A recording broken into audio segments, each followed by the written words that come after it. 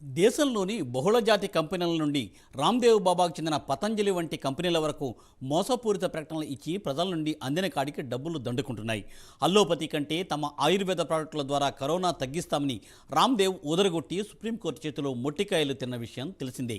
ఇక తాజాగా చిన్నపిల్లలు ఎంతో ఇష్టపడి తాగే బోర్నవిటా కూడా హెల్త్ డ్రింక్ కాదని కేంద్ర ప్రభుత్వం తేల్చి చెప్పింది.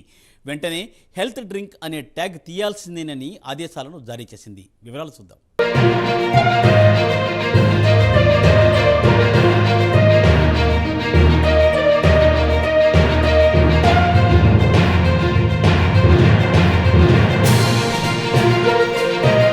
దేశంలోని పలు కంపెనీలు ప్రజలను బకరాలను చేస్తున్నాయి. తాజాగా బాబా రామ్దేవ్కు చెందిన పతాంజలి ప్రోడక్టులు ప్రజలను తప్పుదోవ పట్టించే ప్రకటనలిచ్చి పెద్ద ఎత్తున డబ్బు సంపాదించుకున్నాయి. ప్రస్తుతం సుప్రీంకోర్టు తప్పుడు ప్రకటనలపై ఆగ్రహం వ్యక్తం చేయడంతో కాళ్లబేరానికి వచ్చింది పతాంజలి.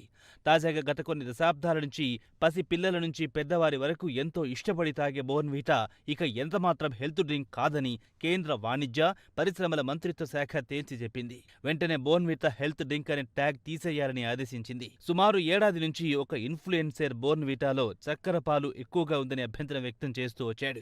అయితే కంపెనీ 4 నెలల క్రితం చక్కెర పాలను తగ్గించింది. అయితే కేంద్ర ప్రభుత్వం ప్రస్తుతం ఈ-కామర్స్ కంపెనీలను వెంటనే తమ వద్ద ఉన్న బోర్న్వీటాతో పాటు మిగిలిన డ్రింక్స్ ను హెల్త్ డ్రింక్ లేదా ఎనర్జీ డ్రింక్ కేటగిరీ నుంచి తొలగించాలని ఆదేశించింది.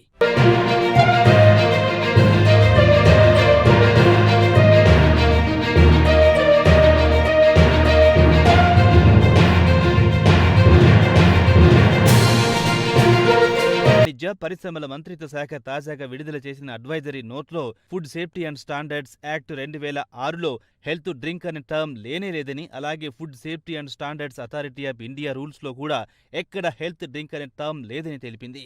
మోండెలేజ్ కు చెందిన బోర్న్వీటా, క్యాడ్బరీతో పాటు ఇతర పెద్ద బ్రాండ్లు కూడా హెల్త్ డ్రింక్ పరిధిలోకి రావని తేల్చి చెప్పింది. అదే కాకుండా national commission for protection of child rights చట్టం 2005 ప్రకారం దీనిపై పెద్ద ఎత్తున విచారణ జరిపింది. ఫుడ్ సేఫ్టీ అండ్ స్టాండర్డ్స్ చట్టం 2006 కింద హెల్త్ డ్రింక్ అనే పదమే లేదని తేల్చి చెప్పింది. దీంతో కేంద్ర వాణిజ్య మంత్రిత్వ శాఖ మోండెలేజ్ ఇండియా ఫుడ్ ప్రైవేట్ లిమిటెడ్ కేంద్ర వాణిజ్య మంత్రిత్వ శాఖ నోటీసులు పంపించింది.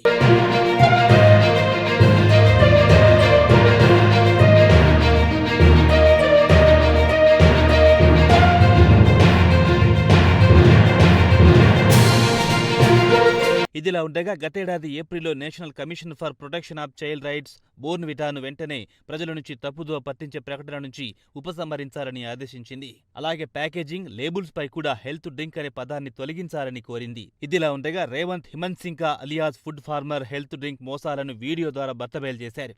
ఈ హెల్త్ డ్రింక్ లో అత్యధికంగా చక్కెర పాలు ఉందని వెల్లడించడంతో ఈ వీడియో వైరల్ అయింది. పెద్ద ఎత్తున హెల్త్ డ్రింక్ కంపెనీలపై విమర్శలు వెల్లువెత్తాయి.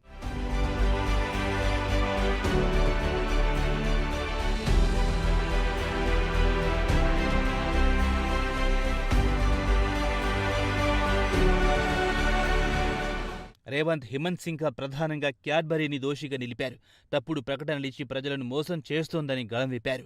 బోర్న్వీటా హెల్త్ డ్రింక్ అని ప్రచారం చేస్తోంది, ప్రజలను తప్పుదోవ పట్టించింది. వాస్తవానికి బోర్న్వీటాలో న్యూట్రిషనల్ వాల్యూస్ లేవన్నారు. బోర్న్వీటాలో 100 గ్రాములకు కాను 50 గ్రాముల చక్కెర ఉందని, మొత్తానికి చూస్తే బోర్న్వీటా మొత్తం చక్కెరతోనే నింపారని ఆయనన్నారు. ఈ తతంగం వెలుగు చూసిన 8 నెలల తర్వాత గతేడాది డిసెంబర్లో మోండెలేజ్ చక్కెర క్వాంటిటీని తగ్గించామని తెలిపింది. 100 గ్రాములకు కాను 37.4 గ్రాముల నుంచి 14.4 గ్రాములకు కుదించామని తెలిపింది.